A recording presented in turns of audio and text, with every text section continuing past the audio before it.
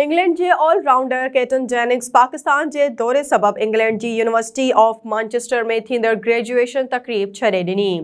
बरतानवी ख़ाबरू इदारे मूजिबि ketone Jennings Pakistan जे दौरे लाइ इंग्लैंड जे टेस्ट स्क्वाड में शामिल आहे ऐं संदसि ग्रेजुएशन तकरीब कराची टेस्ट खां हिकु ॾींहुं अॻु 16 डिसंबर ते थींदी। उन हवाले सां इंग्लिश क्रिकेटर केटन जेनिंग्स पंहिंजे इंटरव्यू में चयो त मां ग्रेजुएशन तकरीब जे हवाले सां पंहिंजी यूनिवर्सिटी सां राब्तो कयो ऐं यकीनन यूनिवर्सिटी इंतज़ामिया मूंखे ग्रेजुएशन गाउन न मोकिले सघी आहे, उन करे मूंखे कराची में वेही तकरीब ऑनलाइन ॾिसणी पवंदी। केटन जेनिंग्स एतराफ़ कयो त खेसि हमेशह गाउन पाए ग्रेजुएशन जी यादगार तस्वीर कढाइण जो वॾो शौक़ु हुयो। मूंखे इहे जज़्बा महसूस करणा हुया, पर हाणे ईअं न थी सघंदो छो त मूं ग्रेजुएशन बदिरां इंग्लैंड टेस्ट सीरीज़ जी जर्सी खे तरजीह ॾिनी आहे।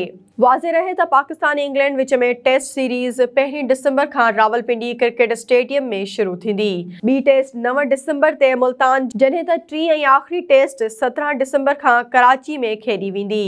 इंग्लैंड क्रिकेट टीम 27 नवंबर ते पाकिस्तान पहुचंदी।